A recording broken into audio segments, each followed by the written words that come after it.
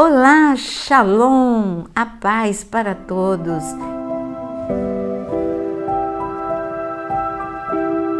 Estamos aqui com mais um vídeo e dessa vez o tema é Deus castiga quando pecamos? Você que entrou aqui pela primeira vez, não esqueça, você tem muitos temas aqui neste canal, então para você ser avisado sempre que entra algo novo, se inscreve e aciona o sininho e todas as notificações para poder nos acompanhar. Como eu estava falando, vamos falar hoje sobre pecado e castigo. Deus é um Deus castigador ou Deus é um Deus perdoador? Nós precisamos ir para o Éden. O Éden era um ambiente perfeito, onde não havia pecado e onde o homem e a mulher foram colocados para ter a vida que Deus planejou para todos nós. Eternidade, paz, alegria, segurança, sem separação alguma entre Deus e os homens, intimidade total. Mas o pecado entrou e a consequência do pecado foi a morte, porque o salário do pecado é a morte espiritual, a morte emocional, a morte de relacionamentos. Essa é uma consequência do pecado. O pecado nos afasta de Deus. Nós temos no hebraico a palavra, uma das palavras, porque tem várias palavras para pecado. Hebraico é uma língua muito rica. Uma das palavras para pecado no hebraico é chatá. E chatá significa errar o alvo. Errar o alvo é porque Deus tem um alvo para você. E o alvo dele é o reino dos céus na sua vida. É a alegria, como eu disse, paz, justiça. Mas quando você peca, a morte entra. E a pergunta é: Deus perdoa ou Deus castiga? Deus mesmo perdoando, ele castiga quando você perdoa? Para responder essa pergunta, eu preciso dizer que Deus, no seu grande amor, ele fez um plano perfeito para nós, o plano de redenção. E este plano nós podemos ler em Isaías 53. Em Isaías 53, a partir do versículo 5, está escrito: mas ele foi traspassado por causa das nossas transgressões, esmagado por causa das nossas iniquidades. O castigo que nos traz a paz estava sobre ele. Pelas suas feridas nós fomos curados. Então o Senhor, ele levou todas as nossas transgressões, todos os nossos pecados e maldições na cruz do Calvário. Ele nos perdoou. A obra expiatória foi perfeita. Ela é perfeita, ela foi perfeita, e o castigo que deveria estar sobre nós foi sobre Jesus, e hoje nós temos paz com Deus. Mas nós continuamos errando, porque nós temos uma natureza que Paulo tão bem explica. Ele diz que ele tinha que esmurrar a carne dele todos os dias, que aquilo que ele não queria era aquilo que ele fazia. Nós temos a tendência, é muito fácil errar o alvo, é muito fácil. Nós somos pecadores justificados. Enquanto nós estivermos aqui, enquanto nós estivermos vivendo nessa terra ainda, nós temos que lutar contra o mundo, contra essa natureza carnal, contra as trevas. Mas qual é a nossa segurança? O perdão e a nova oportunidade de Deus. E a pergunta é: Deus castiga? Mas para responder essa pergunta, eu preciso ainda construir uma linha de pensamento para nós chegarmos a esta resposta. Está escrito, e eu quero ler com você, em 1 João 1, versículo 9.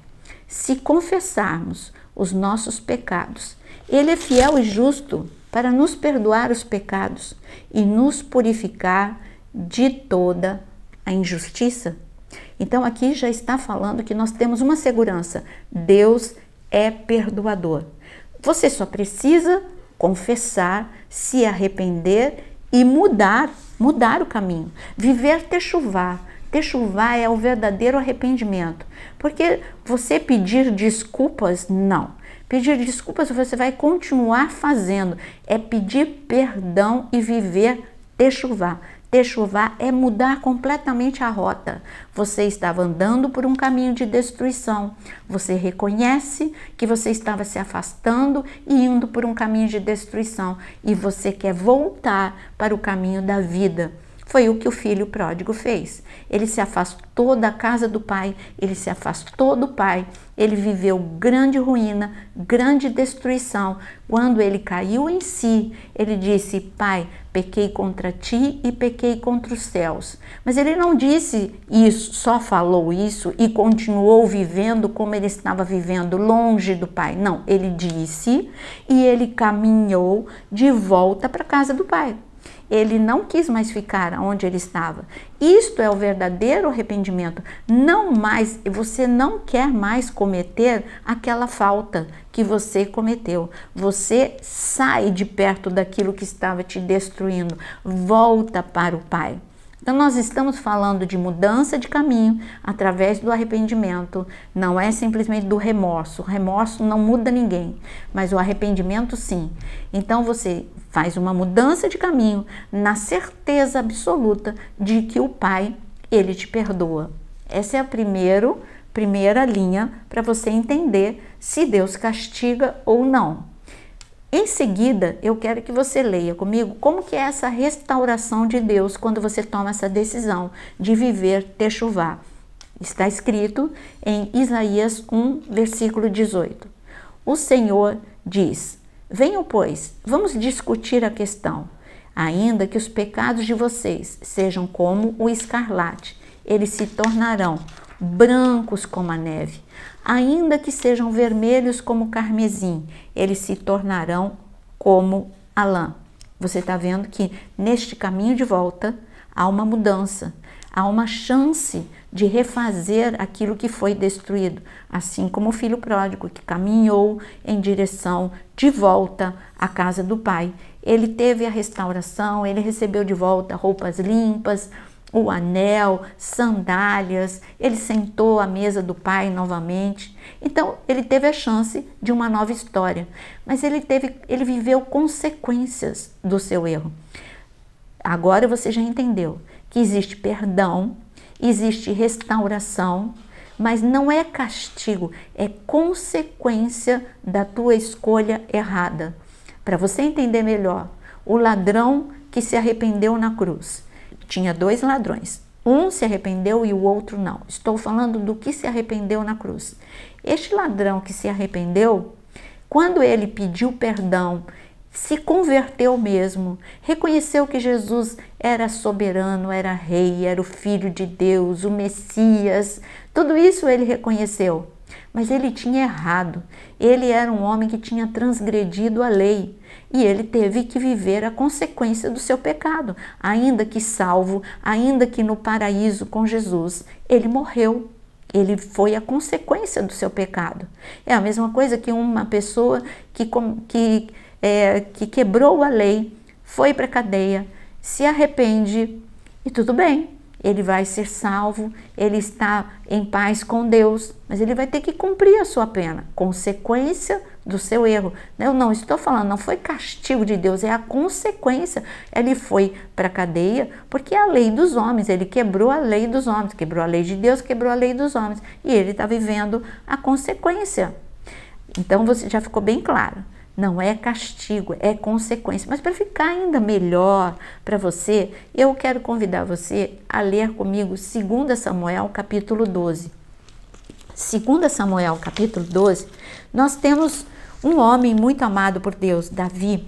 Davi era um homem segundo o coração de Deus. Ele fez coisas extraordinárias que alegrou o coração de Deus. Mas a Bíblia não deixa Davi só com a parte boa. A palavra mostra que Davi era um homem como eu e como você, uma pessoa que suscetível a erros.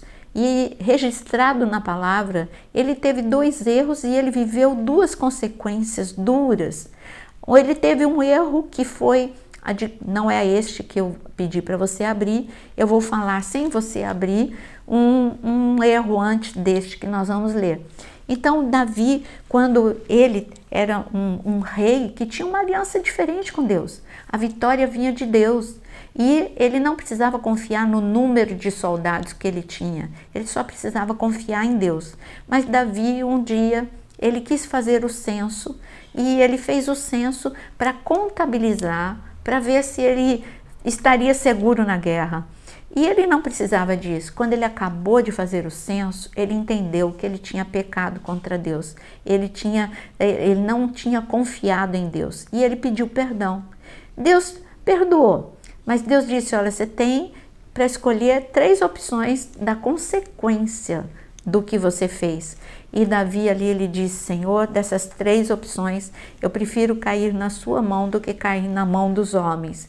E assim a nação viveu alguns dias de praga, mas quando Davi pediu perdão, Deus fez cessar a praga. Por que Davi disse que ele preferia cair na mão de Deus? Porque ele, na certeza da misericórdia e do perdão de Deus.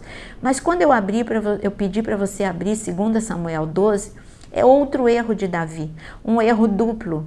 Ele adulterou e ele colocou Urias numa situação em que ele certamente morreria. Então ele induziu Urias à morte. Não foi com a sua própria mão, mas foi debaixo do comando de Davi, na certeza de que Urias não resistiria naquela posição. E assim aconteceu, Urias morreu. Mas Deus manda o profeta falar com Davi e eu quero te mostrar a consequência do erro de Davi. Ele diz aqui, a partir do versículo 9 de 2 Samuel 12: Por que então você desprezou a palavra do Senhor, fazendo o que era mal aos olhos dele?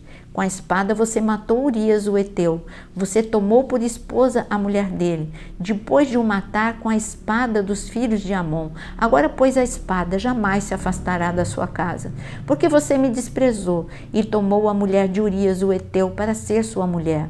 Até aqui nós vamos ler, para continuar depois nesse mesmo texto. Nós vemos que a primeira consequência que ele vive, a primeira consequência devido ao fato dele ter colocado Urias para ser morto, foi que a espada nunca mais saiu da sua casa. Davi teve que testemunhar o seu filho Absalão mandando matar o seu filho também Aminon. E esse não foi um caso isolado, muitos outros casos aconteceram na família de Davi. Nós estamos vendo aqui, neste caso, nós estamos no Antigo Testamento. No Antigo Testamento ainda não tinha o sangue, a obra de expiação, de redenção e o sangue de Jesus. Então, neste caso, a punição sobre Davi foi dura. E nós vamos ver também como acontece no Novo Testamento. Mas quando o profeta continua a falar, ele diz, olha, a consequência do seu pecado é que haverá na sua casa morte. E a consequência do seu pecado de ter adulterado com Batseba, na segunda parte aqui do texto, ele diz, vai ser que o seu filho vai morrer. Dura consequência Davi viveu. Mas se você pensar nos exemplos que eu dei para você, do ladrão na cruz, dura consequência por um erro gravíssimo de transgredir a lei dos homens e a lei de Deus, ele teve que morrer na cruz, mas foi salvo. Mas nós vemos que, eu falei do caso, olha como muda no Novo Testamento. O filho pródigo viveu consequências do seu afastamento do pai, mas nós já estamos no Novo Testamento, e ali foi Jesus contando essa parábola. Ali você já vê que ele viveu as consequências enquanto não se arrependeu. Quando ele se arrependeu, ele teve não só perdão, mas restauração. Tudo que ele tinha perdido, lhe é devolvido. Sandálias, roupa, o anel, que é a autoridade, a honra, o lugar do lado do Pai. Então, há uma diferença entre o Antigo e o Novo Testamento por causa da obra de redenção de Jesus. Nós também vemos no caso a mulher pecadora, quando você quando você vai ler na sua Bíblia, em João capítulo 8, de 1 a 11, quando Jesus, uma mulher, ela é pega em flagrante adultério, e ali todo mundo quer apedrejar, porque esta era a lei dos homens, e era a lei que estava também no Antigo Testamento, de apedrejamento. Mas Jesus ali, ele vai interferir. Olha a diferença entre o Antigo e o Novo Testamento. Essa mulher merecia, a consequência e o castigo, a punição do seu pecado seria o apedrejamento. Deus deixou uma linha muito clara entre o Antigo e o Novo Testamento. E agora você vê no Novo Testamento, Jesus ali, ele confronta aqueles que iriam atirar as pedras e diz que quem não tem pecado atire a primeira pedra. Os seus agressores foram embora, mas Jesus deu um aviso para ela. Falou, olha, eu estou te perdoando, você está restaurada, mas vá e não peques mais. Porque o que ele estava querendo dizer para a gente é, se você persistir no erro, você vai viver o quê? É castigo ou é consequência? É consequência. É consequência porque cada vez que você permanece no seu erro, você insiste em estar afastado de Deus. Afastado de Deus, você está você está vulnerável para o ataque das trevas. Você está vulnerável para todo e qualquer tipo de consequência e duras consequências. Este não é o único e isolado caso, e eu quero que você abra comigo em João, novamente João, capítulo 5, é a cura daquele homem que estava paralítico no tanque de Betesda. Este homem estava numa situação crítica há muito tempo, como está escrito aqui. Este homem, ele estava há muitos anos paralítico e Jesus ele chegou ali para mudar a vida daquele homem. Aparentemente parecia que Jesus só iria fazer um milagre. Jesus iria fazer um grande milagre, muito maior do que o milagre da cura. O milagre da cura é um grande milagre, mas o maior milagre você vai ver no dia seguinte ou mais tarde da cura. Então, este homem, ele viveu a grande cura. Jesus disse, toma o teu leito, levanta e anda, e esse homem andou. E depois, eu quero que você leia então, nessa passagem, em João capítulo 5, ele diz no versículo 14, mais tarde Jesus o encontrou no templo. Esse homem já estava curado e andando. Mais tarde Jesus o encontrou no templo e lhe disse, olha, você foi curado, não peques mais, para que não lhe aconteça coisa pior. Está muito claro o que Jesus está dizendo aqui para nós. Ele diz, eu te curei, mas se você persistir no erro, se você não viver techuvá, não viver arrependimento, uma coisa é você errar em outra área, outra coisa é você continuar pecando na mesma área. Ele está falando, se você pecar novamente, o que você fez antes de ficar paralítico vai voltar. Essa porta vai ficar aberta, a consequência virá sobre a sua vida. Então você está vendo claramente uma diferença entre o Antigo e o Novo Testamento. No Antigo Testamento nós vemos castigo, nós vemos sim o castigo quando a mulher pega em flagrante adultério, deveria ser apedrejada. Esse é uma punição, esse é um castigo.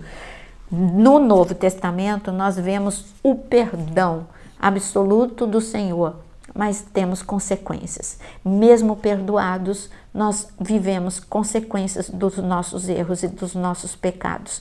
Portanto, o que eu quero te dizer?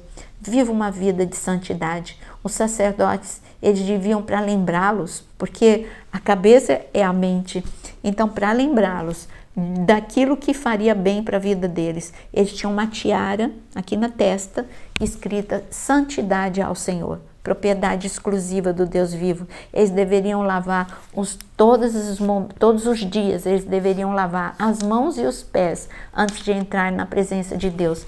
E essa é uma recomendação do Senhor para você, que você procure viver todos os dias em santidade, que você possa lavar as suas mãos e os seus pés, que você possa analisar a sua conduta, que você possa analisar tudo aquilo que você tem feito e que você tem repetido e tem te afastado da presença de Deus. Perdão você tem, mas as consequências também você terá. Então, é mais fácil viver uma vida santa do que viver consequências de querer permanecer no erro. Eu espero que você viva essa vida santa em nome de Jesus. Não saia desse vídeo sem antes você curtir, compartilhar e dizer, olha, eu conheço um Deus perdoador. Você quer? Então conheça esse Deus perdoador. Seja o semeador da palavra e que o Senhor te abençoe. E até o nosso próximo tema.